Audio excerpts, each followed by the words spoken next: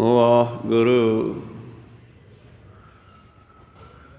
ਆਓ ਗੁਰੂ ਪਿਆਰੇ, ਗੁਰੂ ਸਵਾਰੇ, ਸਤਸੰਗੀ ਜਨੋ, ਰੋਜ਼ਾਨਾ ਦੀ ਤਰ੍ਹਾਂ ਪਾਤਸ਼ਾਹ ਜੀ ਕੀ ਅਪਾਰ ਕਿਰਪਾ ਬਖਸ਼ਿਸ਼ ਦਾ ਸਦਕਾ ਅੰਮ੍ਰਿਤ ਵੇਲੇ ਤੋਂ ਲੈ ਕਰਕੇ ਹੀ ਪਾਤਸ਼ਾਹ ਜੀ ਦੇ ਚਰਨਾਂ ਕਮਲਾਂ ਵਿਖੇ ਹਾਜ਼ਰੀਆਂ ਲਵਾ ਰਹੇ ਹੋ ਆਪ ਜੀ। ਅੰਮ੍ਰਿਤ ਵੇਲੇ ਦੇ ਨਿਤਨੇਮ ਉਪਰੰਤ ਪਵਿੱਤਰ ਆਸਾ ਜੀ ਕੀ ਵਾਰ ਕੇ ਸ਼ਬਦ ਕੀਰਤਨ ਸਰਵਣ ਕਰ ਰਹੇ ਸੀ। ਉਪਰੰਤ ਚੱਲ ਰਹੀ ਲੜੀਵਾਰ ਕਥਾ ਮੁਤਾਬਕ ਪਵਿੱਤਰ ਸ਼ਬਦ ਦਾ ਪਾਠ ਸਰਵਣ ਕੀਤਾ ਜੀ। ਆਓ ਮਨੋਬਿਰਤੀਆਂ ਗੁਰੂ ਚਰਨਾਂ ਨਾਲ ਜੋੜਦੇ ਹੋਏ ਗੁਰੂ ਚਰਨਾਂ ਵਿਖੇ ਲਵਾਈਏ ਹਾਜ਼ਰੀਆਂ। ਗੁਰੂ ਕਾ ਬਖਸ਼ਿਆ ਫਤਿਹ ਦਾ ਨਾਅਰਾ ਕਰੀਏ ਬੁਲੰਦ। ਉਪਰੰਤ ਬਾਣੀ ਦੀ ਵਿਚਾਰ ਨਾਲ ਜੁੜਨਾ ਕਰਾਂਗੇ। ਗੱਜ ਕੇ ਆਖੀਏ ਜੀ, ਵਾਹਿਗੁਰੂ ਜੀ ਕਾ ਖਾਲਸਾ, ਵਾਹਿਗੁਰੂ ਜੀ ਕੀ ਫਤਿਹ। ਸਤਿਨਾਮ ਸ੍ਰੀ ਵਾਹਿਗੁਰੂ ਸਾਹਿਬ ਜੀਓ।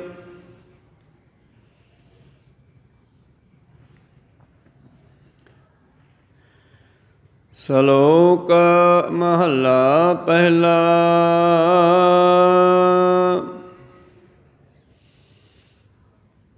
ਮਿਹਰ ਮਸੀਤ ਸਿਦਕ ਮਸੱਲਾ, ਹੱਕ ਹਲਾਲ ਕੁਰਾਨ। ਸਰਮ ਸੁੰਨਤ ਸੀਲ ਰੋਜਾ, ਹੋ ਮੁਸਲਮਾਨ। ਮਿਹਰ ਮਸੀਤ ਸਿਦਕ ਮਸੱਲਾ, ਹੱਕ ਹਲਾਲ ਕੁਰਾਨ। ਸਰਬ ਸੁੰਨਤ ਸੀਲ ਰੋਜਾ, ਹੋ ਮੁਸਲਮਾਨ। ਕਰਨੀ ਕਾਬਾ ਸੱਚ ਪੀਰ, ਕਲਮਾ ਕਰਮ ਨਿਵਾਜ।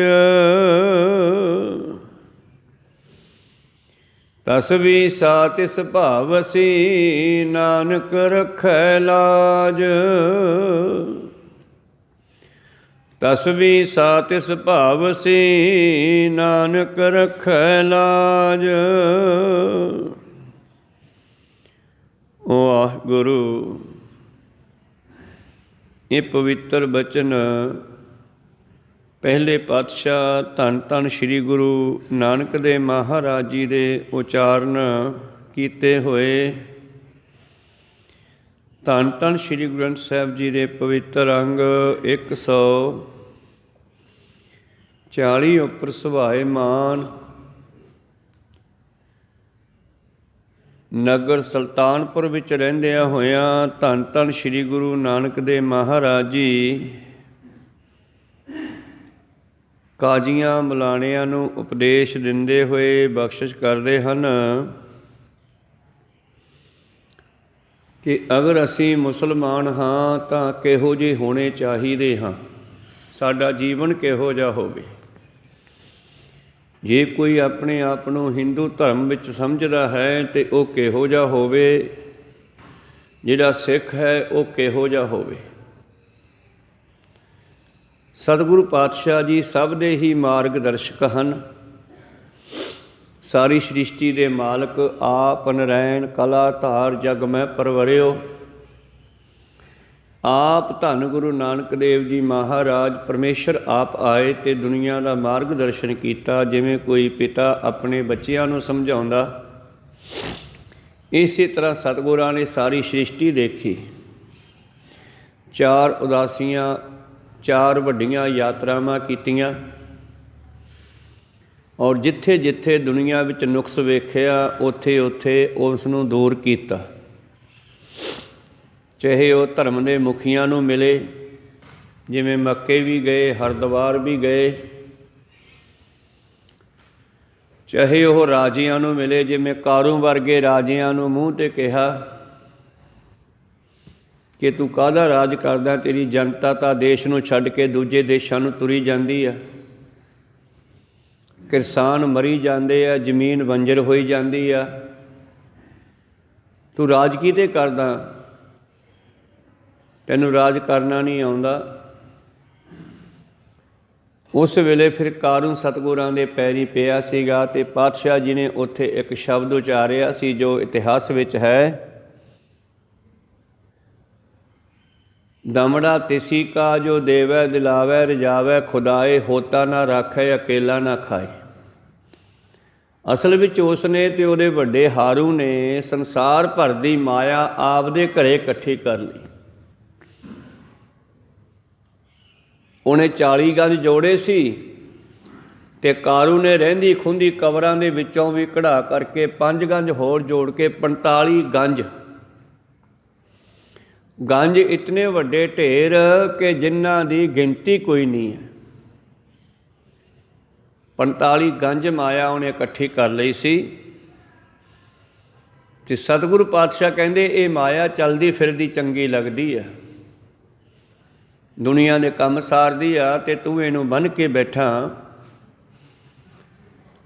ਅਤੇ ਫਿਰ ਤੂੰ ਰਾਜ ਕਿਤੇ ਕਰਦਾ, ਕੇਵਲ ਮਾਇਆ ਇਕੱਠੀ ਕਰਕੇ ਮਾਇਆ 'ਤੇ ਰਾਜ ਕਰਦਾ। ਜਨਤਾ ਤੇਰੀ ਖਤਮ ਹੁੰਦੀ ਜਾ ਰਹੀ ਆ। ਫਿਰ ਉਸ ਕਾਰੂ ਨੇ ਆਪਣੇ ਖਜ਼ਾਨੇ ਖੋਲ੍ਹ ਕੇ ਜਨਤਾ ਦੇ ਵਿੱਚੋਂ ਪੈਸਾ ਵੰਡਿਆ ਸੀ, ਜਨਤਾ ਦੀ ਗਰੀਬੀ ਦੂਰ ਹੋਈ। ਫਿਰ ਜਾ ਕੇ ਉਸ ਦਾ ਰੋਮ ਸ਼ਹਿਰ ਦੁਬਾਰਾ ਵਸਿਆ ਸੀ। ਇਸੇ ਤਰ੍ਹਾਂ ਹੀ ਸਤਿਗੁਰੂ ਪਾਤਸ਼ਾਹ ਜੀ ਮੱਕੇ ਦੇ ਵਿੱਚ ਗਏ ਅਤੇ ਮੱਕੇ ਦੇ ਮੁਸਲਮਾਨਾਂ ਨੂੰ ਜਦ ਉਹ ਇਕੱਠੇ ਹੋਏ, ਇੱਕ ਕੌਤਕ ਕੀਤਾ ਸਤਿਗੁਰਾਂ ਨੇ ਜਾਣ ਬੁੱਝ ਕੇ। ਜਿਸ ਵੇਲੇ ਉਹ ਮੱਕੇ ਪਹੁੰਚੇ, ਜਿਵੇਂ ਹਰਿਮੰਦਰ ਸਾਹਿਬ ਦੀ ਪਰਿਕਰਮਾ ਵਿੱਚ ਸੰਗਤ ਸੌਂ ਜਾਂਦੀ ਆ, ਇਸੇ ਤਰ੍ਹਾਂ ਸੈਂਟਰ ਦੇ ਵਿੱਚ ਕਾਲੇ ਰੰਗ ਦਾ ਉਹ ਮੱਕਾ ਹੈ ਸਥਾਨ ਉਹਨਾਂ ਦਾ ਪੂਜਣ ਵਾਲਾ। 4 ਚੁਫੇਰੇ ਖੁੱਲ੍ਹਾ ਪਲਾਨ ਹੈ, ਖੁੱਲ੍ਹਾ ਥਾਂ ਹੈ ਅਤੇ ਲੋਕ ਉੱਥੇ ਸੌਂਦੇ ਹੈ। ਅਤੇ ਸਾਰੇ ਲੋਕ ਜਿਹੜੇ ਹਨ ਆਪਣਾ ਸਿਰ ਉਸ ਮੱਕੇ ਵੱਲ ਰੱਖਦੇ ਆ, ਪੈਰ ਬਾਹਰ ਨੂੰ ਰੱਖਦੇ ਆ। ਪਰ ਬਾਬਾ ਨਾਨਕ ਜੀ ਨੇ ਜਾਣ ਬੁੱਝ ਕੇ ਪੈਰ ਮੱਕੇ ਵੱਲ ਕਰ ਲਏ, ਸਿਰ ਦੂਜੇ ਪਾਸੇ ਕਰ ਲਿਆ। ਤੜਕੇ ਉਹਨਾਂ ਦਾ ਸੇਵਾਦਾਰ ਆਇਆ ਤਾਂ ਉਹ ਕੀ ਵੇਖਦਾ ਕਿ ਆਹ ਕੈਸਾ ਹਾਜੀ ਆ, ਵੀ ਸਾਰਿਆਂ ਤੋਂ ਹੀ ਉਲਟ ਪਿਆ। ਔਰ ਉਸ ਨੇ ਸਾਰੇ ਹਾਜੀਆਂ ਨੂੰ ਉਠਾਉਣਾ ਹੁੰਦਾ ਸੁਬਾਹ ਆ ਕੇ, ਅਤੇ ਸਫਾਈ ਕਰਦਾ, ਝਾੜੂ ਮਾਰਦਾ। ਨਾਮ ਉਸਦਾ ਜੀਵਨ। ਕਹਿੰਦੇ ਜੀਵਨ ਮਾਰੀ ਲੱਤ ਦੀ, ਕਿਹੜਾ ਸੁੱਤਾ ਕੁਫਰ ਕਫਾਰੀ। ਆ ਕੇ ਠੇਡਾ ਮਾਰਿਆ ਪਾਤਸ਼ਾਹ ਜੀ ਦੇ ਪੈਰਾਂ 'ਚ। ਕਹਿੰਦਾ ਓਏ ਝੂਠਿਆ, ਤੂੰ ਕੌਣ ਹੈ? ਤੂੰ ਮੁਸਲਮਾਨ ਹੈ ਵੀ ਕਿ ਨਹੀਂ? ਤੈਨੂੰ ਪਤਾ ਨਹੀਂ ਖੁਦਾ ਦੇ ਘਰ ਵੱਲ ਪੈਰ ਕਰਕੇ ਪਿਆ। ਧੰਨ ਗੁਰੂ ਨਾਨਕ ਦੇਵ ਮਹਾਰਾਜ ਜੀ ਕਹਿਣ ਲੱਗੇ, ਉਹ ਭਾਈ ਥੱਕੇ ਹੋਏ ਆਏ ਸੀ, ਪਤਾ ਹੀ ਨਹੀਂ ਲੱਗਿਆ ਕਿੱਧਰ ਅੱਲਾ ਦਾ ਘਰ ਹੈ, ਅਤੇ ਜਿੱਧਰ ਭਾਈ ਅੱਲਾ ਦਾ ਘਰ ਹੈ ਨਹੀਂ ਤੂੰ ਮੇਰੇ ਪੈਰ ਉੱਧਰ ਕਰ ਦੇ। ਉਹ ਗੁੱਸੇ ਦੇ ਵਿੱਚ ਸੀਗਾ, ਗੁੱਸਾ ਚੜ੍ਹ ਗਿਆ, ਇੱਕਦਮ ਪਾਰਾ ਚੜ੍ਹ ਗਿਆ। ਅਤੇ ਗੁੱਸੇ ਦੇ ਵਿੱਚ ਹੀ ਉਸ ਜੀਵਨ ਨੇ, ਉਸ ਮਲਾਣੇ ਨੇ ਸਤਿਗੁਰਾਂ ਨੂੰ ਪੈਰਾਂ ਕੋਲੋਂ ਫੜਿਆ ਅਤੇ ਪਿਆਂ ਦਾ, ਲੰਮੇ ਪਿਆਂ ਦਾ ਹੀ ਸਰੀਰ ਘੁਮਾ ਦਿੱਤਾ। ਇੱਧਰੋਂ ਚੱਕ ਕੇ ਚੌਥਾ ਹਿੱਸਾ ਘੁਮਾ ਕੇ ਇੱਧਰ ਕਰ ਦਿੱਤਾ ਵੀ ਪੈਰ ਪਾਸੇ ਹੋ ਗਏ ਹੋਣੇ ਆ ਹੁਣ ਤਾਂ ਖੁਦਾ ਦੇ ਘਰ ਤੋਂ, ਮੱਕੇ ਤੋਂ। ਅਤੇ ਪੈਰ ਛੱਡ ਕੇ ਜਦ ਉੱਪਰ ਵੇਖਦਾ ਅਤੇ ਕੀ ਵੇਖਦਾ ਹੈ, ਉਹ ਮੱਕਾ ਫਿਰ ਪੈਰਾਂ ਦੇ ਸਾਹਮਣੇ ਪਿਆ। ਹੈਰਾਨ ਹੋ ਗਿਆ,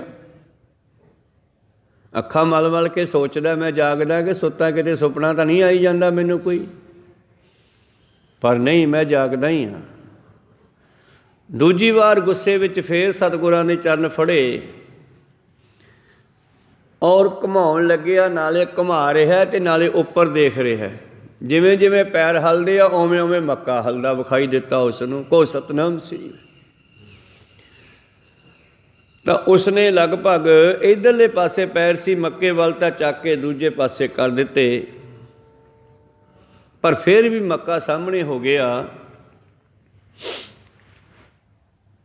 ਉਹਨੇ ਰੌਲਾ ਪਾਤਾ, ਉੱਥੇ ਰੌਲਾ ਪੈ ਗਿਆ, ਤੂੰ ਕੌਣ ਹੈ? ਤੂੰ ਕੋਈ ਛਲੇਡਾ ਹੈ? ਬਸ ਫਿਰ ਕੀ ਸੀ, ਫਿਰ ਲੋਕ ਬਹੁਤ ਇਕੱਠੇ ਹੋ ਗਏ। जद इकट्ठे होए तो रौला पै गया, तो रौला पैन तो बाद सारे पुछदे आ कौन है तू, कित्थों आया, आदि आदि। धन गुरु नानक देव महाराज जी के कोले इकट्ठ हो गया। फिर सारे मुसलमान इकट्ठे हो गए। सतगुरु पातशाह कहने मैं भी उस अल्लाह खुदा का ही बंदा हाँ, मैं कोई होर नहीं हाँ। कहन तो मुसलमान है कि हिंदू है? ना हम हिंदू ना मुसलमान, अल्लाह राम के पिंड प्राण, मैं तो दोनों का ही हाँ। मेरे अंदर प्राण उसे दे है, अल्लाह दे कह दो चाहे राम दे कह दो।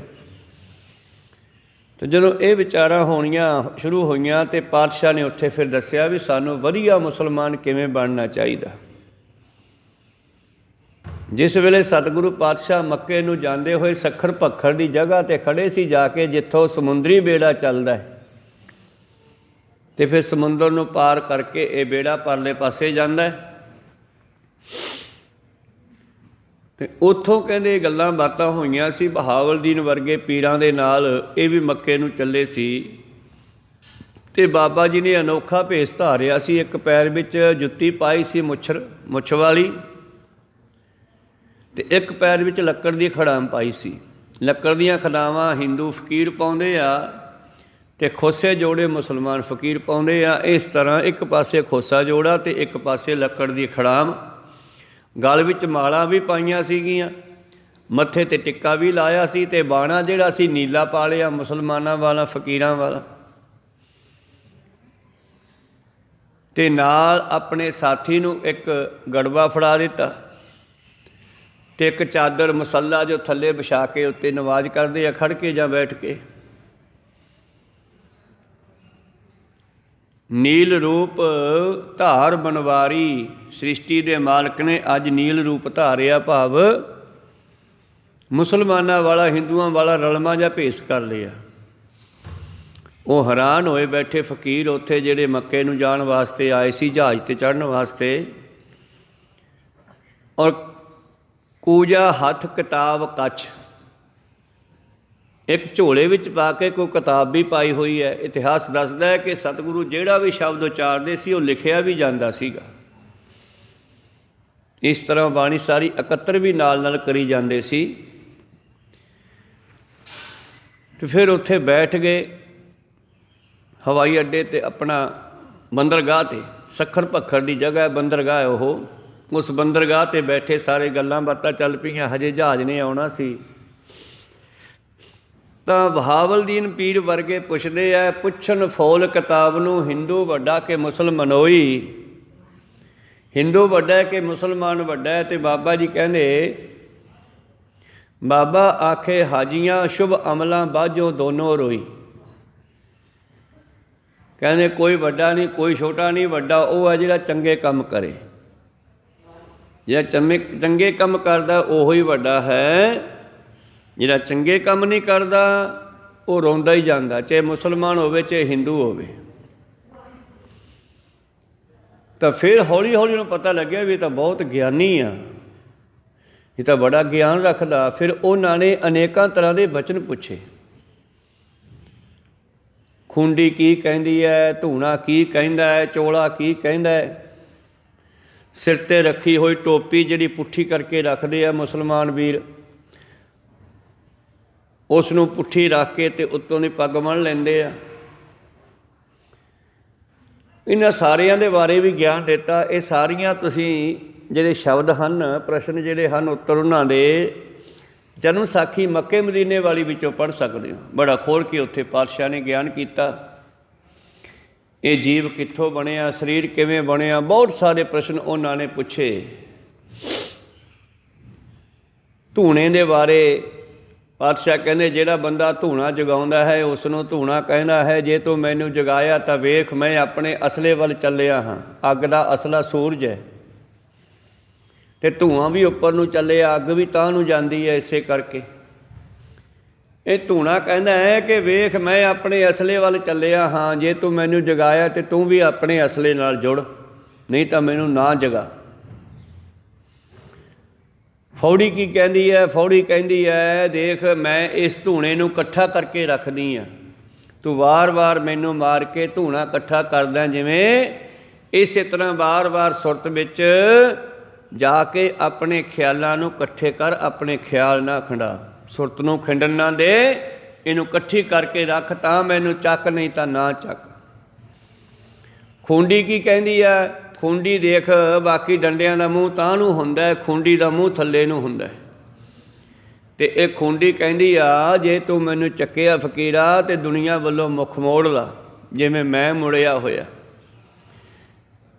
ਪਰਮੇਸ਼ਰ ਦੇ ਵੱਲ ਮੁੱਖ ਕਰ ਲੈ, ਆਪਣਾ ਮੁੱਖ ਸੰਸਾਰ ਵੱਲੋਂ ਮੋੜ ਕੇ ਰੱਬ ਨਾਲ ਜੁੜਨਾ ਕਰ, ਤਾਂ ਮੈਨੂੰ ਚੱਕ, ਨਹੀਂ ਤਾਂ ਨਾ ਚੱਕ। ਚੋਲਾ ਕੀ ਕਹਿੰਦਾ? ਚੋਲਾ ਕਹਿੰਦਾ ਕਫਨ ਆ ਮੈਂ, ਜੇ ਤੂੰ ਮਰ ਗਿਆ ਤਾਂ ਮੈਨੂੰ ਪਾਲਾ, ਜੇ ਹਜੇ ਹੰਕਾਰ ਹੈ ਮਾੜਾ ਮੋਟਾ ਤੇ ਫਿਰ ਰਹਿਣ ਦੇ ਪਾਉਣ ਨੂੰ, ਕੋ ਸਤਨਾਮ ਸੀ। ਇਹ ਚੋਲਾ ਜਿਹੜਾ ਹੈ ਇਹ ਤਾਂ ਕਫਨ ਹੈ। ਜਿਹਨੇ ਚੋਲਾ ਪਾਇਆ ਉਹਨੂੰ ਸੰਸਾਰ ਵੱਲੋਂ ਮਰ ਜਾਣਾ ਚਾਹੀਦਾ, ਉਹਨੂੰ ਆਪਣੇ ਵਿਕਾਰਾਂ ਨੂੰ ਮਾਰ ਲੈਣਾ ਚਾਹੀਦਾ। ਮੁਰਦਾ ਹੋਏ ਮੁਰੀਦ ਨਾ ਗੱਲੀ ਹੋਵਨਾ, ਗੱਲੀ ਬਾਤੀ ਕੋਈ ਨਹੀਂ ਮੁਰੀਦ ਚੇਲਾ ਬਣ ਸਕਦਾ, ਇਹ ਤਾਂ ਸੰਸਾਰ ਵੱਲੋਂ ਮਰਨਾ ਪੈਂਦਾ। ਇਹ ਸਾਰੀਆਂ ਵਿਚਾਰਾਂ ਧੰਨ ਧੰਨ ਸ਼੍ਰੀ ਗੁਰੂ ਨਾਨਕ ਦੇਵ ਮਹਾਰਾਜ ਜੀ ਨੇ ਉੱਥੇ ਕੀਤੀਆਂ। ਹੁਣ ਉਹਨਾਂ ਦੇ ਪਰਥਾਏ ਜਿਹੜੇ ਉਹਨਾਂ ਦੇ ਸ਼ਬਦ ਵਰਤੋਂ ਵਿੱਚ ਆਉਂਦੇ ਆ, ਉਹ ਸ਼ਬਦ ਇੱਥੇ ਪਾਤਸ਼ਾਹ ਜੀ ਨੇ ਵਰਤੇ ਆ ਬਾਣੀ ਵਿੱਚ, ਕਿ ਮੁਸਲਮਾਨ ਤੇ ਮੁਸਲਮਾਨ ਦੇ ਕਾਰਜ ਕਿਹੋ ਜਿਹੇ ਹੋਣੇ ਚਾਹੀਦੇ ਆ। ਸ਼ੁਰੂ ਕਰੀਏ ਸ਼ਬਦ। ਸ਼ਲੋਕ ਮਹੱਲਾ ਪਹਿਲਾ। ਮਿਹਰ ਮਸੀਤ ਸਿਦਕ ਮੁਸੱਲਾ। ਜੀਵਾਂ ਤੇ ਦਇਆ ਕਰਨੀ ਇਹ ਸਾਡੀ ਮਸੀਤ ਹੋਵੇ। ਦਇਆ ਦੀ ਮਸੀਤ ਵਿੱਚ ਰਹਿਣਾ ਚਾਹੀਦਾ ਹੈ। ਜਿਵੇਂ ਮੁਸਲਮਾਨ ਮਸੀਤ ਵਿੱਚ ਜਾ ਕੇ ਨਵਾਜ਼ ਕਰਦੇ ਹੈ, ਜੇ ਤੂੰ ਜੀਵਾਂ ਤੇ ਦਇਆ ਨਹੀਂ ਕਰਦਾ, ਤੇਰੀ ਨਵਾਜ਼ ਕਰਨ ਦਾ ਕੋਈ ਫਾਇਦਾ ਨਹੀਂ, ਤੇਰਾ ਧਾਰਮਿਕ ਸਥਾਨ 'ਤੇ ਜਾਣ ਦਾ ਕੋਈ ਫਾਇਦਾ ਨਹੀਂ ਹੈ, ਜੇ ਤੂੰ ਜੀਵਾਂ ਤੇ ਦਇਆ ਨਹੀਂ ਕਰਦਾ। ਸਿੱਖ ਦੇ ਵਾਸਤੇ ਵੀ ਇੱਕ ਬਚਨ ਹੈ, ਸਤਿਗੁਰ ਕੀ ਪ੍ਰਤੀਤ ਨਾ ਆਈਆ, ਸ਼ਬਦ ਨਾ ਲਾਗੋ ਭਾਓ, ਉਸਨੂੰ ਸੁੱਖ ਨਾ ਉਪਜੈ, 100 ਗੇੜਾ ਆਓ ਜਾਓ। ਭਾਵੇਂ 100 ਵਾਰੀ ਮੱਥਾ ਟੇਕ ਜਾ, ਜੇ ਤੂੰ ਗੁਰੂ 'ਤੇ ਭਰੋਸਾ ਨਹੀਂ ਕਰਦਾ, ਸ਼ਬਦ ਦੀ ਵਿਚਾਰ ਨਹੀਂ ਕਰਦਾ, ਫਿਰ ਆਉਣ ਜਾਣ ਦਾ ਕੋਈ ਫਾਇਦਾ ਨਹੀਂ ਹੋਣਾ। ਮੇਰੇ ਪ੍ਰੀਤਮ ਜੀ ਕਹਿੰਦੇ, ਮਿਹਰ ਮਸੀਤ ਸਿਦਕ ਮੁਸੱਲਾ। ਆਪਣੇ ਸਿਦਕ 'ਤੇ ਰਹੋ, ਸਿਦਕ ਨਾ ਛੱਡੋ, ਪਰਮੇਸ਼ਰ 'ਤੇ ਭਰੋਸਾ ਰੱਖੋ, ਸਿਦਕ ਰੱਖੋ। ਆਪਣੇ ਸਿਦਕ 'ਤੇ ਖੜ੍ਹ ਕੇ ਉਸ ਦੀ ਨਵਾਜ਼ ਕਰੋ। ਨਵਾਜ਼ ਕਰਨ ਵੇਲੇ ਦਇਆ ਰੱਖੋ ਦਿਲ ਦੇ ਵਿੱਚ। ਇਸੇ ਤਰ੍ਹਾਂ ਹੀ ਪੰਡਿਤ ਜਿਸ ਵੇਲੇ ਧੰਨ ਗੁਰੂ ਨਾਨਕ ਦੇਵ ਮਹਾਰਾਜ ਜੀ ਦੇ ਜਨੇਊ ਪਾਉਣ ਲੱਗਿਆ, ਤੇ ਉੱਥੇ ਵੀ ਐਸੇ ਵਿਚਾਰ ਸਤਿਗੁਰ ਨੇ ਦਿੱਤੇ। ਜਿਸ ਵੇਲੇ ਧੰਨ ਗੁਰੂ ਨਾਨਕ ਦੇਵ ਜੀ ਦੇ ਘਰ ਵਿੱਚ ਉਹਨਾਂ ਦੇ ਪਿਤਾ ਮਹਿਤਾ ਕਾਲੂ ਮਹਿਤਾ ਕਲਿਆਣ ਰਾਏ ਜੀ ਨੇ ਇੱਕ ਸਮਾਗਮ ਰਚਿਆ ਕਿ ਅੱਜ ਮੇਰਾ ਬੱਚਾ 12-13 ਸਾਲ ਦਾ ਹੋ ਗਿਆ, ਪੰਡਤ ਹਰਦਿਆਲ ਜੀ ਇਹਦੇ ਜਨੇਊ ਪਾ ਦਿਓ, ਇਹਨੂੰ ਧਰਮ ਦੇ ਵਿੱਚ ਪ੍ਰਵੇਸ਼ ਕਰਾਓ। ਤੇ ਦੇਖੋ ਅਸੀਂ ਸਿੱਖਾਂ ਦੇ ਬੱਚੇ ਹਾਂ, ਤੇ ਸਾਡੇ ਬੱਚੇ ਕਦੋਂ ਧਰਮ ਵਿੱਚ ਪ੍ਰਵੇਸ਼ ਕਰਨਗੇ? ਬੱਚੇ ਤਾਂ ਛੱਡੋ, ਅਸੀਂ ਖੁਦ ਬੁੜੇ ਹੋ ਕੇ ਮਰਨ ਕਿਨਾਰੇ ਪਹੁੰਚੇ ਹਾਂ, ਹਜੇ ਤੱਕ ਅੰਮ੍ਰਿਤ ਛਕਣ ਦੀ ਸਲਾਹ ਨਹੀਂ ਕੀਤੀ। ਹਿੰਦੂ ਮੱਤ ਵੇਲੇ ਆਪਣੇ ਬੱਚਿਆਂ ਨੂੰ ਬਚਪਨ ਵਿੱਚੋਂ ਆਪਣੀ ਮੱਤ ਨਾਲ ਜੋੜ ਲੈਂਦੇ ਆ, ਮੁਸਲਮਾਨ ਆਪਣੀ ਮੱਤ ਨਾਲ ਜੋੜ ਲੈਂਦੇ ਆ। ਅਸੀਂ ਕਿੱਧਰ ਨੂੰ ਜਾ ਰਹੇ ਹਾਂ? ਜਿਨ੍ਹਾਂ ਦੇ ਵਿਰਸੇ ਦੇ ਵਿੱਚ ਐਡੇ ਐਡੇ ਮਹਾਂਪੁਰਸ਼ ਪਰਮੇਸ਼ਰ ਦੇ ਪਿਆਰੇ ਸਤਿਗੁਰੂ ਭਗਤ ਹੋਏ ਹੋਣ, ਤੇ ਉਹ ਹਜੇ ਤੱਕ ਇਸ ਪਾਸੇ ਸੋਚਣ ਨਹੀਂ ਲੱਗੇ। ਤੇ ਉਸ ਵੇਲੇ ਮਹਿਤਾ ਕਾਲਿਆਣ ਰਾਏ ਜੀ ਨੇ ਪੰਡਤ ਹਰਦਿਆਲ ਨੂੰ ਕਿਹਾ ਵੀ ਸਾਡੇ ਪੁੱਤਰ ਦੇ ਜਨੇਊ ਪਾ ਕੇ ਇਹਨੂੰ ਧਰਮ ਵਿੱਚ ਪ੍ਰਵੇਸ਼ ਕਰਾਓ। ਤੇ ਬਹੁਤ ਵੱਡਾ ਸਮਾਗਮ ਰਚਿਆ ਗਿਆ। ਗੁਰੂ ਪਿਆਰਿਓ, ਸਾਰੇ ਪਿੰਡ ਦੇ ਲੋਕਾਂ ਨੂੰ ਸੱਦਿਆ ਗਿਆ, ਰਿਸ਼ਤੇਦਾਰ ਵੀ ਸੱਦੇ ਗਏ, ਔਰ ਪੰਡਿਤ ਵੀ ਆਏ ਕਈ, ਜਿਨ੍ਹਾਂ ਦਾ ਮੁਖੀ ਪੰਡਤ ਹਰਦਿਆਲ ਸੀ। ਤੇ ਜਿਸ ਵੇਲੇ ਗੁਰੂ ਪਿਆਰਿਓ ਉਹ ਜਨੇਊ ਪਾਉਣ ਲੱਗਿਆ, ਬਾਬਾ ਜੀ ਨੇ ਹੱਥ ਨਾਲ ਰੋਕਤਾ, ਕਹਿੰਦੇ ਖੜ੍ਹ ਜਾ, ਇਹ ਕਾਹਦੇ ਵਾਸਤੇ ਪਾਉਣਾ ਜਨੇਊ ਮੇਰੇ? ਇਹਦਾ ਮਤਲਬ ਕੀ ਹੈ, ਇਹਦਾ ਫਾਇਦਾ ਕੀ ਹੈ? ਤੇ ਪੰਡਤ ਹਰਦਿਆਲ ਕਹਿੰਦਾ ਬੰਦਾ ਧਰਮੀ ਹੋ ਜਾਂਦਾ ਜਨੇਊ ਪਾ ਕੇ। ਅੱਛਾ, ਇਹ ਜਨੇਊ ਪਾ ਕੇ ਬੰਦਾ ਧਰਮੀ ਹੋ ਜਾਂਦਾ, ਤਾਂ ਬੰਦਾ ਰਸੋਈ ਵਿੱਚ ਜਾਣ ਦੇ ਯੋਗ ਹੁੰਦਾ। ਹਿੰਦੂ ਮੱਤ ਵਿੱਚ ਇਹ ਖਿਆਲ ਸੀ कि जिहड़ा बंदा धर्मी नहीं वो रसोई विच ना जावे। पहलां तां बीबियां इशनान करे बिना रसोई विच नहीं सी वड़दियां, चंगी गल आ। खैर पंडित हरदयाल दा हथ रोक दिता पातशाह ने। कहंदे इहदा की फायदा होऊ, इहनूं पा के बंदा धर्मी हो जाता। बाबा जी कहंदे भावें गालां कढ़दा रहे, भावें पुट्ठे सीधे काम करता रहे तां भी धर्मी आ, भावें ठगियां चोरियां करता रहे, जनेऊ पा के धर्म के चिन्ह पा के जे कोई पुट्ठे पासे चलता लोग उन्होंने शर्म ज़्यादा देंगे, हजे दूजे नूं कोई ना ही कुछ कहे। लख चोरियां लख जारियां लख कूड़ियां लख गाल लख ठगियां पहनामियां, रात दिन जी नाल तग कपाहों कत्तीए वामन वट्टे आए। तो दूजे पासे एक पासे तां धर्म का कारज कर रहे हो, एक बच्चे नूं धर्म विच प्रवेश करवा रहे हो, दूजे पासे कोहे बकरा रिन खाया, उधर 20-50 बकरे वड्डे हुए आ लोगों को खवाउण वास्ते खाण वास्ते। ये धर्म का काम है, जीव हत्या करनी। पंडित हरदयाल नूं कोई जवाब नहीं आ रहा। पंडित हरदयाल हैरान हो रहा। वैसे जिद्दे जन्म होया सी बाबे नानक दा उदों भी हरदयाल पंडित आया सीगा। उन्होंने कोई सतगुरां सीर के लक्षण अलग लगे सी ते उन्हें सोचिया सी जे किते बच्चा जो बोलण जोगा होवे ते मैं इस नूं सुना, मैनूं लगदा है बच्चा कोई खास आ। चलो खैर अज उहदी इच्छा पूरी हुई, खुश होया वो। बाबा जी ने रोक दिता उन्हें जनेऊ पाउण तो भी जनेऊ मैं नहीं पाउणागा। जे बंदा पुट्ठे काम नहीं छड्डदा फिर जनेऊ पाउण दा धार्मिक चिन्ह पाउण दा की फायदा। लख चोरियां लख जारियां लख कूड़ियां लख गाल लख ठगियां पहनामियां, रात दिन जी नाल तग कपाहों कत्तीए बामण वट्टे आए। कोहे बकरा रिन खाया सब को आखे पाए। हरदयाल चुप कर गया। दूजे पंडित कहन लगे पाला पाला फिर की हुंदा, एक बारी पाला एक बारी पाला ही कह दिंदे जवाकां नूं। सब को आखे पाए। बाबे कहने फिर पुराना हो जाऊगा, थोड़े दिनों बाद मैला गंदा हो टुट जाऊगा, फिर करूँगा। होए पुराना सुटिया भी फिर पाइया होर, फिर होर पाली लैके टुट गया था। बाबा जी कहने मैं नहीं इहो जिहा पाउणा, मैनूं ओह टुटे ना। नानक तग ना टुटी जे तग होवे जोर, मैनूं ओह जनेऊ चाहीदा जिहड़ा टुटे ही ना। हैरान हो गए सारे भी, ओह किहड़ा जनेऊ है। फिर पंडित हरदयाल पुछदा फिर नानक तू दसो किहड़ा जनेऊ है। ते बाबा जी कहने दया कपा संतोख सूत जत गंढी सत वट। ये गुणां दा जनेऊ, इन्हां गुणां दा जनेऊ बंदे विच होना चाहिए। भाव बंदे विच गुण होने बड़े जरूरी आ। जत गंढी सत वट यह जनेऊ जी का हई तां पांडे घट। नाए टुटै ना मल लगे नाए जले न जाए। धन सुमानस नानका जो गल चले पाए। इहो जिहा जनेऊ चाहिदा। उस वेले पंडितां नूं भाव हिंदू मत दे लोकां नूं समझाया सी कि साडे अंदर किहड़ी चीज़ की घाट है। कल्ले बाहरी धार्मिक चिन्ह पा के कोई धर्म ही नहीं हुंदा जिन्ना चिर अंदरों नहीं बदलदा। ते 239 साल लगे आ बंदे नूं बदलण ते, बाबे नानक तो लैके धन गुरु गोबिंद सिंह जी तक 239 साल संसार के लोगों का अंदरों बाहरों बराबर किया, इन्हां नूं बदलना किया। बाबे नानक ने अंदरों बदलना शुरू किया तो 10वें जामे में जाके उन्होंने बाहरी तौर पर भी सुंदर श्रृंगार करके इनू बाहरों भी सोहना बना दिता। केसदाड़ियाँ कटनियाँ बंद कराइयाँ, दस्तार सजाउणी शुरू की ते होर भी अनेकों गुण ये अंदर प्रवेश किए। नाए मनिया पति उपजै सालाही सा सूत। पातशाह नूं फिर पुछदे आ होर किहड़ा जनेऊ है। कहने परमेश्वर का नाम जपो, परमेश्वर की सिफत सलाह करो, इहो ही वधिया सूत है, वधिया जनेऊ है। सूत विच रखना।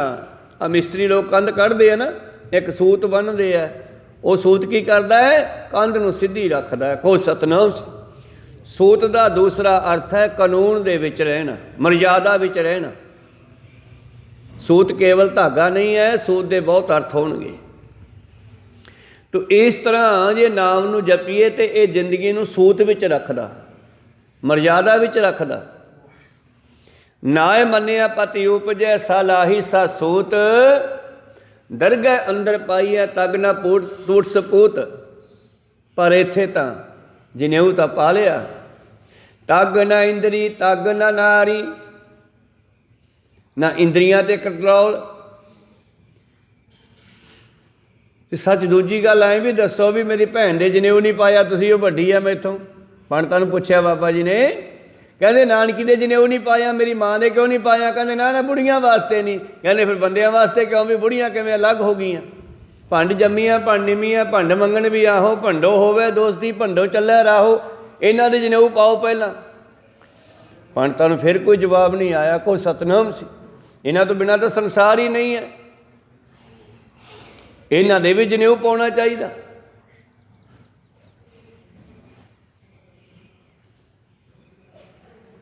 ਤਗ ਨਾ ਪੈਰੀ ਤਗ ਨਾ ਹੱਥੀਂ, ਤਗ ਨਾ ਜੇਵਾ ਤਗ ਨਾ ਅੱਖੀਂ। ਨਾ ਪੈਰਾਂ ਤੇ ਕੰਟਰੋਲ, ਨਾ ਹੱਥਾਂ ਤੇ ਕੰਟਰੋਲ, ਨਾ ਜੀਭ ਤੇ ਕੰਟਰੋਲ, ਨਾ ਅੱਖਾਂ ਤੇ ਕੰਟਰੋਲ। ਜਨੇਊ ਦਾ ਮਤਲਬ ਕੀ ਹੈ? ਤਗ ਦਾ ਮਤਲਬ ਕੀ ਹੈ? ਮਰਜ਼ਾਦਾ।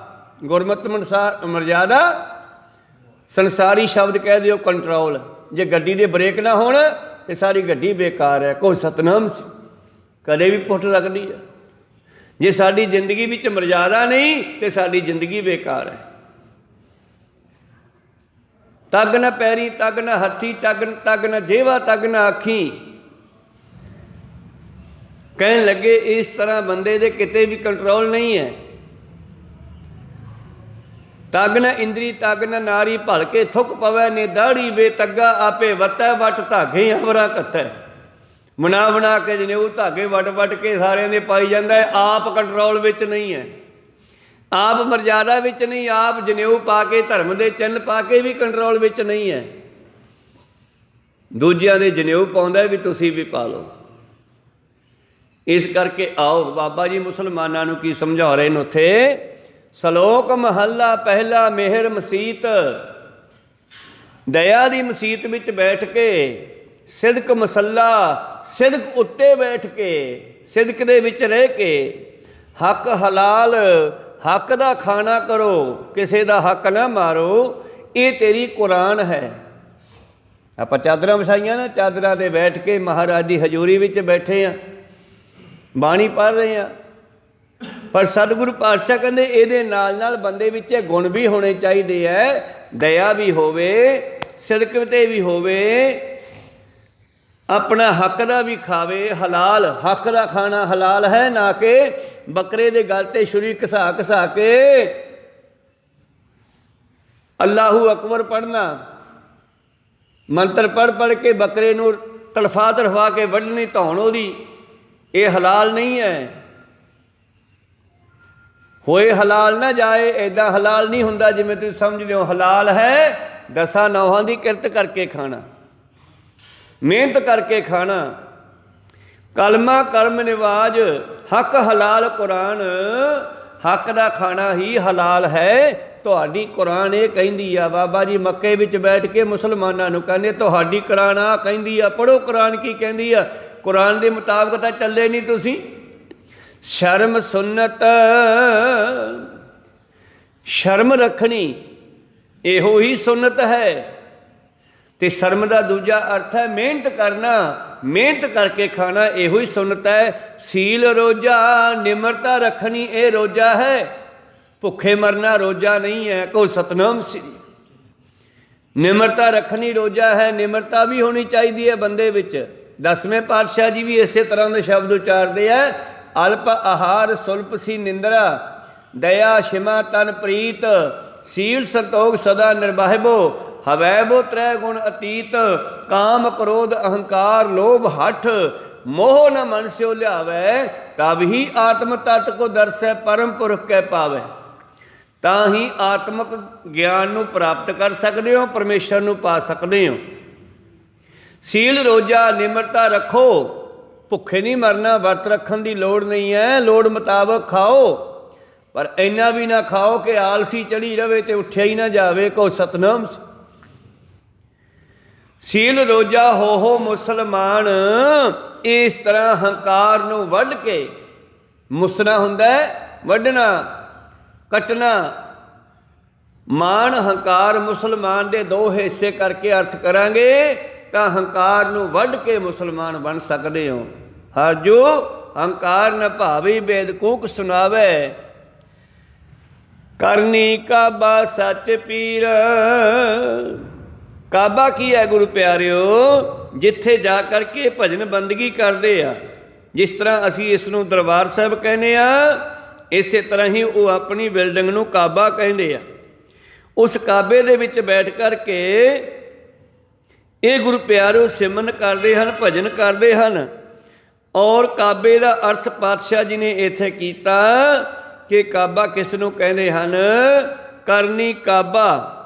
ਜਿਹੜੀ ਭਗਤੀ ਦੀ ਕਰਨੀ ਕਮਾਈ ਹੈ, ਇਹੋ ਹੀ ਸਾਡਾ ਕਾਬਾ ਹੈ। ਭਾਵ ਭਗਤੀ ਕਰਨੀ ਇਹੀ ਸਾਡਾ ਕਾਬਾ ਹੈ। ਭਗਤੀ ਕਿਤੇ ਵੀ ਬਹਿ ਕੇ ਹੋ ਸਕਦੀ ਆ। ਇਸ ਕਰਕੇ ਪਾਤਸ਼ਾਹ ਕਹਿੰਦੇ ਉੱਥੇ ਹੀ ਕਾਬਾ ਬਣ ਗਿਆ ਜਿੱਥੇ ਬੈਠ ਕੇ ਭਗਤੀ ਕਰ ਲਈ। ਸਾਡੇ ਵਾਸਤੇ ਕੀ ਹੁਕਮ ਹੈ? ਜਿੱਥੇ ਜਾਏ ਬਾਹੈ ਮੇਰੇ ਸਤਿਗੁਰੂ ਸੋ ਥਾਨ ਸੁਹਾਵਾ। ਰਾਮ ਰਾਜੇ ਆ ਦਰਬਾਰ ਸਾਹਿਬ ਬਿਲਡਿੰਗ, ਇਹਨੂੰ ਪਵਿੱਤਰ ਮੰਨਿਆ ਅਸੀਂ।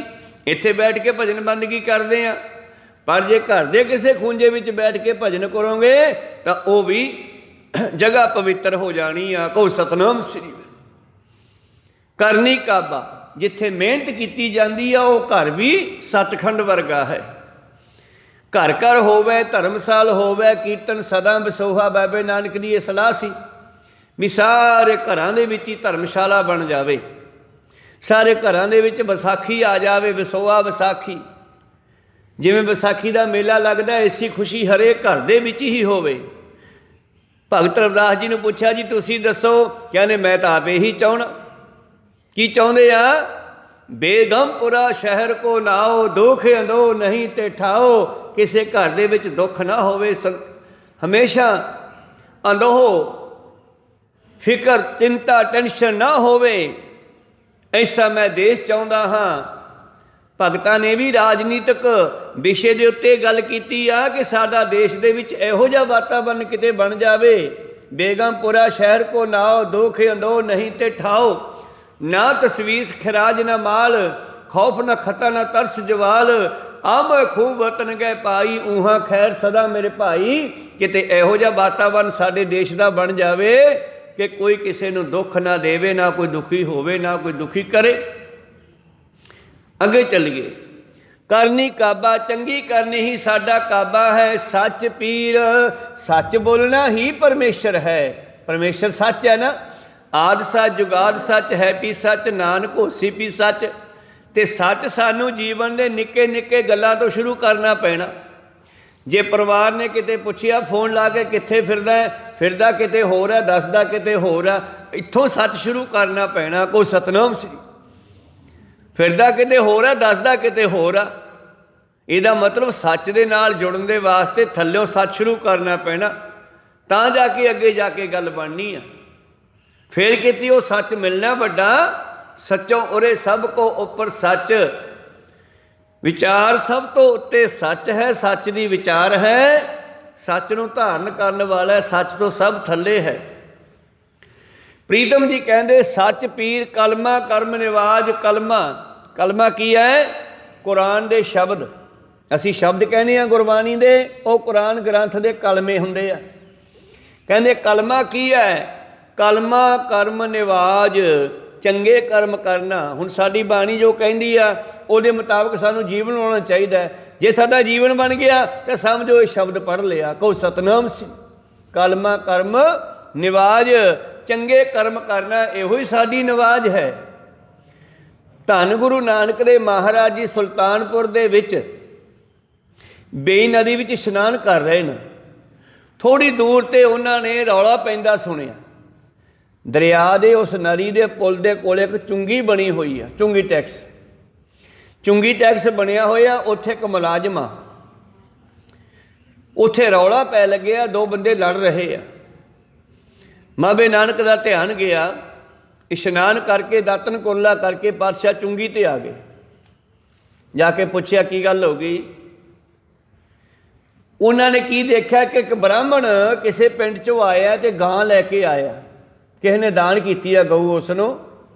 ਉਹ ਘਰ ਵੱਲ ਲੈ ਕੇ ਜਾ ਰਿਹਾ ਅਤੇ ਟੈਕਸ ਵਾਲੇ ਚੁੰਗੀ ਵਾਲੇ ਨੇ ਰੋਕ ਲਈ ਹੈ ਚੁੰਗੀ 'ਤੇ ਲੱਗਿਆ ਵੀ ਹਿੰਦੂ ਹੀ, ਗਾਂ ਲੈਣ ਵਾਲਾ ਵੀ ਹਿੰਦੂ ਹੈ, ਲੈ ਕੇ ਆਇਆ ਜਿਹੜਾ।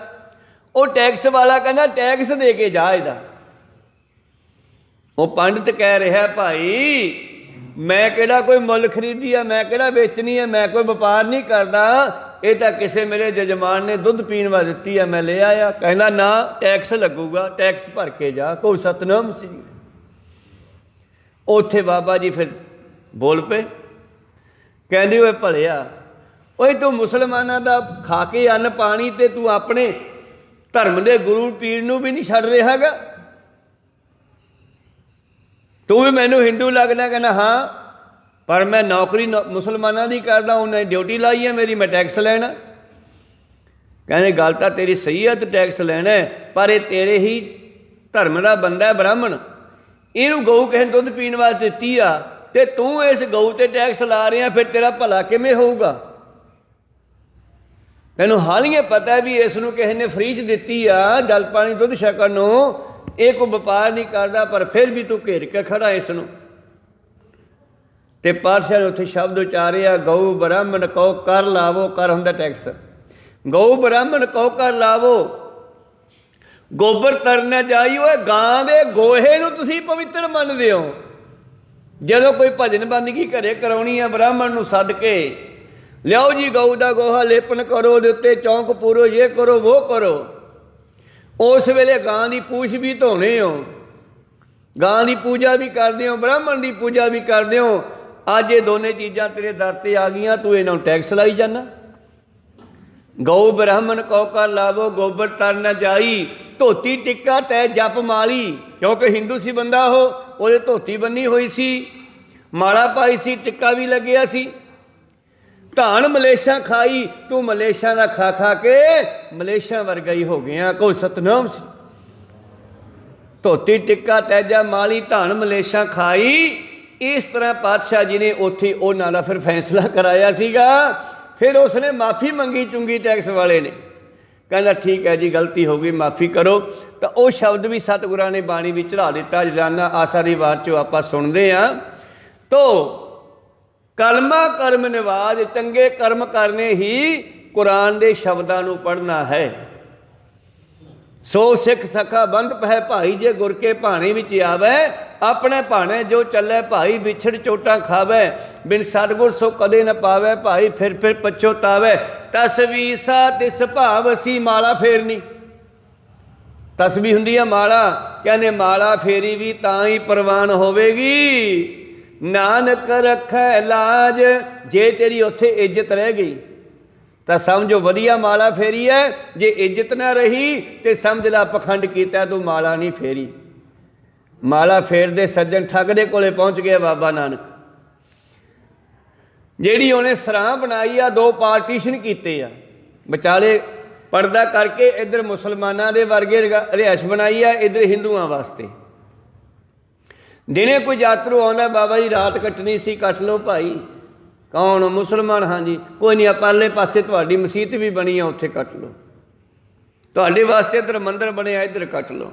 ਅੱਛਾ, ਬਹੁਤ ਵਧੀਆ ਕੰਮ ਹੈ ਯਾਰ, ਸਰਾਂ ਵਾਲਾ ਬੰਦਾ ਬਹੁਤ ਵਧੀਆ, ਵਾਕਈ ਸੱਜਣ ਹੈ। ਪਰ ਪਤਾ ਉਦੋਂ ਲੱਗਦਾ ਜੋ ਅੱਧੀ ਰਾਤ ਨੂੰ ਧੌਣ ਵੱਢ ਕੇ ਖੂਹ ਵਿੱਚ ਸਿੱਟ ਦਿੰਦਾ ਤੇ ਸਮਾਨ ਲੁੱਟ ਲੈਂਦਾ, ਜੋ ਜੇਬ 'ਚ ਹੁੰਦਾ ਕੱਢ ਲੈਂਦਾ। ਤੇ ਬਾਬੇ ਨਾਨਕ ਨੇ ਸਬੂਤ ਬਣਾਉਣ ਵਾਸਤੇ ਇਹਨਾਂ ਦੇ ਨਾਲ ਹੁਣ ਮਰਦਾਨੇ ਦਾ ਪੁੱਤਰ ਸ਼ਹਿਜ਼ਾਦਾ ਹੈ। ਬਾਬਾ ਜੀ ਨਨਕਾਣਾ ਸਾਹਿਬ ਤੋਂ ਹੋ ਕੇ ਦੁਬਾਰੇ ਗਏ ਸੀ ਉੱਧਰ ਨੂੰ। ਸ਼ਹਿਜ਼ਾਦੇ ਦਾ ਪਿਤਾ ਮਰਦਾਨਾ ਗੁਜ਼ਰ ਗਿਆ ਸੀਗਾ। ਹੁਣ ਸ਼ਹਿਜ਼ਾਦੇ ਨੂੰ ਦੱਸਣ ਵਾਸਤੇ ਗਏ ਸੀ ਕਿ ਤੇਰਾ ਪਿਤਾ ਗੁਜ਼ਰ ਗਿਆ, ਚੱਲ ਮੈਂ ਵਿਖਾਵਾਂ ਕਿੱਥੇ ਪਾਈ ਉਹਦੀ ਅਸੀਂ ਸੰਸਕਾਰ ਕੀਤਾ, ਅੰਤਮ ਮਰਜ਼ਾਦਾ ਕੀਤੀ ਹੈ। ਉਹ ਸ਼ਹਿਜ਼ਾਦਾ ਨਾਲ ਸੀਗਾ। ਜਾਂਦੇ ਜਾਂਦੇ ਕਹਿੰਦੇ ਸ਼ਹਿਜ਼ਾਦੇ ਆ, ਤੈਨੂੰ ਅਸੀਂ ਸਰੋਪਾ ਦੇਣਾ ਭਾਈ, ਕਿਵੇਂ ਦਈਏ? ਕਹਿੰਦੇ ਜਿਵੇਂ ਮੇਰੇ ਪਿਓ ਨੂੰ ਦਿੱਤਾ ਉਵੇਂ ਮੈਨੂੰ ਦੇ ਦਿਓ। ਪਰ ਉਹਨੂੰ ਕੀ ਪਤਾ ਵਿਚਾਰ ਨੂੰ ਕਿ ਮਰਦਾਨਾ ਕਿੰਨੇ ਥਾਵਾਂ 'ਤੇ ਫਸਦਾ ਸੀ, ਫਿਰ ਬਾਬਾ ਜੀ ਕੱਢ ਕੇ ਲਿਆਉਂਦੇ ਸੀ ਉਹੀ ਬਚਨ। ਸ਼ਹਿਜ਼ਾਦਾ ਕਹਿੰਦਾ ਭੁੱਖ ਲੱਗੀ ਆ, ਮਹਾਰਾਜ ਕਹਿੰਦੇ ਇੱਥੇ ਸਰਾਇਆ ਜਾ ਵੜਾ ਭਾਈ, ਛਕਿਆ। ਜਦੋਂ ਮਰਦਾਨੇ ਦਾ ਪੁੱਤਰ ਸ਼ਹਿਜ਼ਾਦਾ ਗਿਆ ਛਕਣ ਵਾਸਤੇ, ਕਹਿੰਦਾ ਭਾਈ ਪ੍ਰਸ਼ਾਦਾ ਛਕਣਾ ਸੀਗਾ। ਉਹ ਬਾਹਰ 'ਚ ਬੈਠਾ, ਚਿੱਟੀ ਮਾਲਾ, ਚਿੱਟੇ ਕੱਪੜੇ, ਚਿੱਟੀ ਸਰਾਂ, ਮਣਕੇ ਤੇ ਮਣਕਾ ਠੋਕੀ ਜਾਂਦਾ। ਜਦੋਂ ਸ਼ਹਿਜ਼ਾਦੇ ਨੇ ਕਿਹਾ ਬਈ ਪ੍ਰਸ਼ਾਦਾ ਛਕਣਾ, ਉਹ ਮੁੰਡਿਓ ਸੇਵਾਦਾਰ ਨੂੰ ਆਵਾਜ਼ ਮਾਰੀ, ਆਹ ਜਲ ਪਾਣੀ ਨਾਲ ਸੇਵਾ ਕਰੋ, ਬੰਦਾ ਪੰਜਾਬੋਂ ਆਇਆ ਲੱਗਦਾ। ਕਹੋ ਸਤਨਾਮ ਸ੍ਰੀ। ਲੈ ਗਏ। ਰੇਸ਼ਮੀ ਕੱਪੜੇ ਜੋ ਪਾਏ ਸੀ ਉਹ ਲਾ ਲਏ, ਮੂੰਹ ਕਾਲਾ ਕਰਕੇ ਬਾਹਾਂ ਬੰਨ੍ਹ ਕੇ ਬਿਠਾਤਾ ਵੀ ਰਾਤ ਨੂੰ ਮਾਰ ਦਿਆਂਗੇ। ਬਾਬਾ ਉਡੀਕਦਾ ਰਿਹਾ ਬੈਠਾ, ਔਰ ਬਾਲੇ ਨੂੰ ਕਹਿੰਦਾ, ਬਾਲਿਆ ਸ਼ਹਿਜ਼ਾਦਾ ਤਾਂ ਆਇਆ ਨਹੀਂ, ਲੱਗਦਾ ਕਿਤੇ ਫਸ ਗਿਆ ਹੋਣਾ। ਫਿਰ ਮਹਾਰਾਜ ਤੁਸੀਂ ਦੇਤਾ ਸਰੋਪਾ ਉਹਨੂੰ? ਬਸ ਦੇਣਾ ਹੀ ਸੀ, ਉਹਨੇ ਮੰਗਿਆ ਸੀਗਾ, ਚੱਲ ਛਡਾ ਕੇ ਲਿਆਈਏ। ਜਦ ਪਹੁੰਚੇ ਸਰਾਂ ਦੇ ਕੋਲ, ਕਹਿੰਦੇ ਭਾਈ ਮਿੱਤਰਾ, ਉਹ ਸੱਜਣਾ ਤੇਰੇ ਕੋਲ ਸਾਡਾ ਬੰਦਾ ਆਇਆ ਸੀ ਇੱਕ ਰੋਟੀ ਖਾਣ।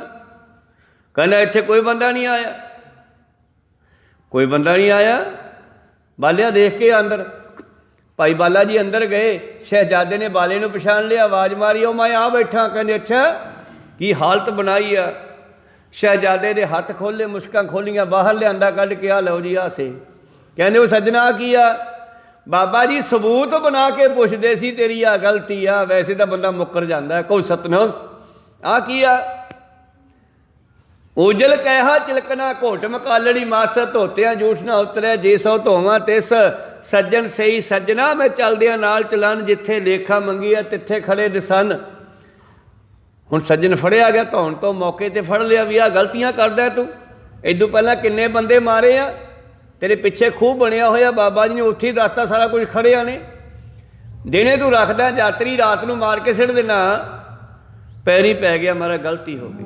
ਕਹਿੰਦੇ ਤੈਨੂੰ ਪਤਾ ਗਾਂ ਕਿੰਨੀ ਭੈੜੀ ਹੋ ਗਈ? ਤਸ ਵੀ ਸਾਹ ਤਿਸ ਭਾਵ ਸੀ, ਨਾਨਕ ਰੱਖੇ ਲਾਜ। ਜੇ ਉੱਥੇ ਇੱਜ਼ਤ ਰਹਿ ਗਈ ਤਾਂ ਤੇਰੇ ਮਾਲਾ ਫੇਰਨ ਦਾ ਫਾਇਦਾ, ਨਹੀਂ ਤਾਂ ਕੋਈ ਫਾਇਦਾ ਨਹੀਂਗਾ। ਨਾ ਫੇਰ ਇਸ ਨੂੰ, ਜੇ ਤੂੰ ਮਨ ਨਹੀਂ ਫੇਰਦਾ ਫਿਰ ਮਾਲਾ ਫੇਰਨ ਦਾ ਕੋਈ ਫਾਇਦਾ ਨਹੀਂ। ਤਸ ਵੀ ਮਾਲਾ ਉਹ ਹੈ ਜੇ ਪਰਮੇਸ਼ਰ ਦੇ ਦਰ 'ਤੇ ਲਾਜ ਲੈ ਜਾਵੇ। ਨਹੀਂ ਤਾਂ ਮਹੱਲਾ ਪਹਿਲਾ, ਹੱਕ ਪਰਾਇਆ ਨਾਨਕਾ ਉਸ ਸੂਰ ਉਸ ਗਾਏ। ਨਹੀਂ ਤਾਂ ਪਰਾਇਆ ਹੱਕ ਖਾਣਾ ਹਿੰਦੂ ਵਾਸਤੇ ਗਾਂ ਖਾਣ ਦੇ ਬਰਾਬਰ ਹੈ, ਮੁਸਲਮਾਨ ਵਾਸਤੇ ਸੂਰ ਖਾਣ ਦੇ ਬਰਾਬਰ ਹੈ। ਗੁਰ ਪੀਰ ਮਾਤਾ ਪਰ ਹੈ, ਹਿੰਦੂ ਦਾ ਗੁਰੂ ਮੁਸਲਮਾਨ ਦਾ ਪੀਰ ਤਾਂ ਦਰਗਾਹ ਦੇ ਵਿੱਚ ਸਾਡੀ ਸਹਿਤੀ ਦੇਊਗਾ, ਸਾਡੇ ਨਾਲ ਖੜੂਗਾ। ਜਾਂ ਮੁਰਦਾਰ ਨਾ ਖਾਏ, ਜੇ ਅਸੀਂ ਕਿਸੇ ਦਾ ਪਰਾਇਆ ਹੱਕ ਨਾ ਖਾਈਏ। ਗੱਲੀ ਭਿਸਤ ਨਾ ਜਾਈਏ, ਗੱਲਾਂ ਬਾਤਾਂ ਨਾਲ ਕੋਈ ਸਵਰਗਾਂ ਨੂੰ ਨਹੀਂ ਜਾ ਸਕਦਾ। ਛੁੱਟੈ ਸੱਚ ਕਮਾਏ, ਜੇ ਦੁਨੀਆ ਵਿੱਚ ਸੱਚ 'ਤੇ ਚੱਲਾਂਗੇ ਤਾਂ ਸੱਚ ਦੇ ਪ੍ਰਾਪਤ ਕਰਕੇ ਸੱਚਖੰਡ ਜਾਵਾਂਗੇ, ਨਹੀਂ ਤਾਂ ਨਹੀਂ ਜਾ ਸਕਦੇ। ਮਾਰ ਨ ਪਾਹੇ ਹਰਾਮ ਮੈਂ, ਹੋਏ ਹਲਾਲ ਨ ਜਾਏ। ਬੱਕਰੇ ਨੂੰ ਹੌਲੀ ਹੌਲੀ ਛੁਰੀ ਨਾਲ ਵੱਢਣਾ, ਮੁਰਗੇ ਨੂੰ ਵੱਢਣਾ ਤੇ ਨਾਲ ਮੰਤਰ ਪੜ੍ਹਨਾ, ਐਂ ਹਲਾਲ ਨਹੀਂ ਹੁੰਦਾਗਾ, ਇਹ ਹਰਾਮ ਹੀ ਆ। ਇਹਨੂੰ ਹਲਾਲ ਨਾ ਕਹੋ। ਨਾਨਕ ਗੱਲੀ ਕੂੜੀ ਕੂੜੋ ਪੱਲੇ ਪਾਏ, ਝੂਠੀਆਂ ਗੱਲਾਂ ਵਿੱਚ ਝੂਠ ਹੀ ਪੱਲੇ ਪੈਣਾ। ਇਸੀ ਪਵਿੱਤਰ ਸ਼ਬਦ ਦੀ ਵਿਚਾਰ। ਅੱਗੇ ਫਿਰ ਪਾਤਸ਼ਾਹ ਕਹਿੰਦੇ ਹਨ ਕਿ ਬੰਦੇ ਦੀ ਨਵਾਜ਼ ਕਿਹੋ ਜਿਹੀ ਹੋਵੇ। ਮਹੱਲਾ ਪਹਿਲਾ, ਪੰਜ ਨਵਾਜ਼ਾਂ ਵਕਤ ਪੰਜ, ਪੰਜਾ ਪੰਜੈ ਨਾਓ। ਪੰਜ ਨਵਾਜ਼ਾਂ ਮੁਸਲਮਾਨ ਕਰਦੇ ਐ ਪੰਜੇ ਟਾਈਮ। ਤਾਂ ਤੇਰੀਆਂ ਪੰਜੇ ਨਵਾਜ਼ਾਂ ਕਿੱਦਾਂ ਦੀਆਂ ਹੋਣ? ਪਹਿਲਾ ਸੱਚ ਹਲਾਲ ਦੋਏ, ਪਹਿਲੀ ਨਵਾਜ਼ ਹੋਵੇ ਸੱਚ ਦੀ। ਦੂਜੀ ਨਵਾਜ਼ ਹੋ ਜੇ ਹੱਕ ਦਾ ਖਾਣਾ, ਹਲਾਲ ਖਾਣਾ, ਹੱਕ ਦਾ ਖਾਣਾ। ਤੀਜਾ ਖੈਰ ਖੁਦਾਏ, ਤੀਜਾ ਪਰਮੇਸ਼ਰ ਤੋਂ ਮੰਗਣਾ, ਔਰ ਪਰਮੇਸ਼ਰ ਤੋਂ ਖੈਰ ਮੰਗਣੀ, ਸਰਬੱਤ ਦਾ ਭਲਾ ਮੰਗਣਾ। ਕਹੋ ਸਤਨਾਮ। ਤੀਜੀ ਨਵਾਜ਼ ਤੇਰੀ ਦੁਨੀਆ ਦਾ ਭਲਾ ਮੰਗਣਾ। ਤੀਜਾ ਖੈਰ ਖੁਦਾਏ, ਚੌਥੀ ਨੀਅਤ ਰਾਸ ਮਨ। ਤੇਰੀ ਚੌਥੀ ਨੀਤ, ਚੌਥੀ ਨਵਾਜ਼ ਜਿਹੜੀ ਹੈ, ਨੀਅਤ ਸਾਫ਼ ਰੱਖ, ਕਿਸੇ ਦੇ ਸਮਾਨ 'ਤੇ ਨਿਗਾਹ ਨਾ ਰੱਖ, ਨੀਅਤ ਸਾਫ਼ ਰੱਖ। ਮਨ ਪੰਜਵੀਂ ਸਿਫਤ ਸੁਣਾਏ, ਤੇ ਪੰਜਵੀਂ ਤੇਰੀ ਨਵਾਜ਼ ਹੈ ਜਿਹੜੀ ਪਰਮੇਸ਼ਰ ਦੀ ਸਿਫਤ ਸਲਾਹ ਕਰਨ ਦੀ ਹੋਵੇ। ਕਰਨੀ ਕਲਮਾ ਆਖ ਕੇ ਤਾਂ ਮੁਸਲਮਾਨ ਸਦਾਏ। ਚੰਗੀ ਕਰਨੀ, ਜੀਵਨ ਚੰਗਾ ਹੋਵੇ। ਧਾਰਮਿਕ ਗ੍ਰੰਥਾਂ ਨਾਲ ਵੀ ਜੁੜੋ, ਧਾਰਮਿਕ ਗ੍ਰੰਥਾਂ ਨੂੰ ਛੱਡ ਕੇ ਭੱਜਣਾ ਨਹੀਂ ਗਾ। ਕਈ ਲੋਕਾਂ ਨੂੰ ਕਹਿ ਦਈਏ ਅੰਮ੍ਰਿਤ ਛਕ ਲਓ ਜੀ, ਦਿਲ ਸਾਫ਼ ਹੋਣਾ ਚਾਹੀਦਾ। ਅੰਮ੍ਰਿਤ ਛਕਣ ਨੂੰ ਕੀ ਹੈ? ਫਿਰ ਗੁਰੂ ਗੋਬਿੰਦ ਸਿੰਘ ਦਾ ਸਾਫ਼ ਨਹੀਂ ਸੀਗਾ? ਕਹੋ ਸਤਨਾਮ ਸੀ। ਉਹਨਾਂ ਨੇ ਵੀ ਛਕਿਆ। ਉਹਨਾਂ ਦਾ ਅੰਮ੍ਰਿਤ ਛਕਣ ਦਾ ਕਾਰਨ ਇਹੀ ਦੱਸਦਾ ਵੀ ਸਾਨੂੰ ਤਾਂ ਛਕਣਾ ਹੀ ਪੈਣਾ ਜੀ, ਉਹਨਾਂ ਨੂੰ ਛਕਣਾ ਪਿਆ ਤਾਂ। ਕਹੋ ਸਤਨਾਮ ਸ੍ਰੀ। ਇਸ ਕਰਕੇ ਚੰਗੀ ਕਰਨੀ ਤੇ ਕਲਮਾ ਆਖ, ਸ਼ਬਦ ਨੂੰ ਪੜ੍ਹ, ਗੁਰਬਾਣੀ ਨਾਲ ਜੁੜ, ਕੁਰਾਨ ਨਾਲ ਜੁੜ, ਤਾਂ ਮੁਸਲਮਾਨ ਸਦਾਏ। ਨਾਨਕ ਜੇਤੇ ਕੂੜਿਆਰ ਕੂੜੈ ਕੂੜੀ ਪਾਏ। ਨਹੀਂ ਤਾਂ ਜਿਤਨੇ ਹੀ ਦੁਨੀਆ ਵਿੱਚ ਝੂਠੇ ਹਨ, ਉਹ ਝੂਠੇ ਵਿੱਚ ਹੀ ਸਮਾ ਜਾਣਗੇ। ਭਾਵ ਟੇਢੀਆਂ ਜੂਨਾਂ ਵਿੱਚ ਫਿਰ ਚਲੇ ਜਾਣਗੇ। ਪੌੜੀ ਇੱਕ ਰਤਨ ਪਦਾਰਥ ਵੰਜਦੇ ਕੱਚੇ ਦੇ ਵਪਾਰਾ। ਦੁਨੀਆ ਵਿੱਚ ਕਈ ਨਾਮ ਜਪ ਕੇ ਹੀਰੇ ਜਵਾਹਰਾਤ ਇਕੱਠੇ ਕਰਦੇ ਆ, ਕਈ ਸੰਸਾਰ ਦੇ ਵਿਸ਼ੇ ਵਕਾਰਾਂ ਨੂੰ ਭੋਗਦੇ ਫਿਰਦੇ ਆ। ਸਤਿਗੁਰ ਤੁਠੈ ਪਾਈਆ ਅੰਦਰ ਰਤਨ ਭੰਡਾਰਾ। ਇਹ ਤਾਂ ਜਿਨ੍ਹਾਂ ਤੇ ਗੁਰੂ ਖੁਸ਼ ਹੋ ਜਾਵੇ ਉਹਨਾਂ ਨੂੰ ਇਹ ਨਾਮ ਦਾ ਭੰਡਾਰਾ ਮਿਲਦਾ। ਬਿਨ ਗੁਰ ਕਿਨੇ ਨਾ ਪਾਇਆ, ਬਿਨ ਗੁਰ ਕਿਨੇ ਨਾ ਲੱਧਿਆ, ਅੰਧੇ ਭੌਂਕ ਮੋਏ ਕੁੜਿਆਰਾ। ਗੁਰੂ ਤੋਂ ਬਿਨਾਂ ਗੱਲ ਨਹੀਂ ਬਣਨੀ, ਗੁਰੂ ਵਾਲੇ ਬਣਨਾ ਚਾਹੀਦਾ, ਨਹੀਂ ਤਾਂ ਦੁਨੀਆ ਸਾਰੀ ਜ਼ਿੰਦਗੀ ਭੌਂਕਣਾ ਭਾਵ ਹੁੰਦਾ ਦੁਖੀ ਹੋਣਾ। ਇਸੇ ਤਰ੍ਹਾਂ ਭੱਜ ਦੌੜ ਵਿੱਚ ਹੀ ਸਮਾਂ ਖਰਾਬ ਕਰ ਜਾਂਦੀ ਆ। ਇੱਕ ਨਿਰਧਨ ਸਦਾ ਭੌਂਕਦੇ, ਇੱਕ ਨਾਮ ਤੋਂ ਬਗੈਰ। ਨਿਰਧਨ ਦਾ ਮਤਲਬ ਧਨ ਤੋਂ ਬਗੈਰ, ਨਿਰਧਨ ਨਾਮ ਤੋਂ ਬਗੈਰ ਸਾਰਾ ਜੀਵਨ ਬਰਬਾਦ ਕਰ ਜਾਂਦੇ ਆ। ਇੱਕ ਨਾ ਭਰੇ ਤੁਜਾਰਾ। ਕਹਿਣ ਲੱਗੇ ਇੱਕ ਸੰਸਾਰ ਦੇ ਵਿੱਚ ਐਸੇ ਲੋਕ ਹੈ ਜਿਨ੍ਹਾਂ ਦੇ ਕੋਲ ਨਾਮ ਦੀ ਦਾਤ ਨਹੀਂ, ਮਾਇਆ ਬਹੁਤ ਹੈ, ਪੇਟੀਆਂ ਭਰੀਆਂ ਪਈਆਂ ਹੈ, ਤੇ ਇੱਕ ਨਾ ਦੇ ਕੋਲ ਨਾਮ ਦੀ ਦਾਤ ਹੈਗੀ ਆ। ਉਹ ਗਰੀਬੀ ਵੀ ਅਮੀਰੀ ਦੇ ਵਿੱਚ ਹਨ। ਬਿਨ ਨਾਵੇ ਹੋਰ ਧਾਨ ਨਹੀਂ, ਹੋਰ ਵੇਖਿਆ ਸਭ ਸ਼ਾਰਾ। ਨਾਨਕ ਆਪ ਕਰਾਏ ਕਰੇ ਆਪ, ਹੁਕਮ ਸਵਾਰ ਨਹਾਰਾ। ਇਸ ਦੁਨੀਆ ਦੇ ਵਿੱਚ ਸਭ ਕੁਛ ਪਰਮੇਸ਼ਰ ਦੇ ਹੁਕਮ ਅੰਦਰ ਚੱਲਦਾ ਹੈ। ਆਓ ਪਰਮੇਸ਼ਰ ਵਾਲੇ ਬਣੀਏ, ਗੁਰੂ ਵਾਲੇ ਬਣੀਏ, ਉਹਦੇ ਨਾਲ ਜੁੜੀਏ ਤੇ ਰਹਿੰਦਾ ਜੀਵਨ ਸਫਲਾ ਕਰੀਏ। ਇਸੀ ਪਵਿੱਤਰ ਸ਼ਬਦ ਦੇ ਵਿਚਾਰ, ਅਗਲੇ ਸ਼ਬਦ ਦੇ ਵਿਚਾਰ ਆਪਾਂ ਕੱਲ੍ਹ ਦੇ ਦੀਵਾਨਾ ਵਿੱਚ ਸਰਵਣ ਕਰਾਂਗੇ। ਬੋਲਦਿਆਂ ਅਨੇਕਾਂ ਅੱਖਰ ਬਾਅਦ ਘਾਟ ਹੋ ਜਾਂਦੇ। ਸਿੱਖ ਸੰਗਤਾਂ ਦੇ ਸਤਿਗੁਰੂ ਬਖਸ਼ਣ ਯੋਗ ਹੈ, ਬਖਸ਼ ਲੈਣਾ ਜੀ। ਸਮਾਪਤੀ ਕਰੀਏ। ਮਿਲਾਓ ਫਤਿਹ ਪਾਓ ਫਤਿਹ। ਵਾਹਿਗੁਰੂ ਜੀ ਕਾ ਖਾਲਸਾ, ਵਾਹਿਗੁਰੂ ਜੀ ਕੀ ਫਤਿਹ। ਵਾਹਿਗੁਰੂ ਵਾਹਿਗੁਰੂ।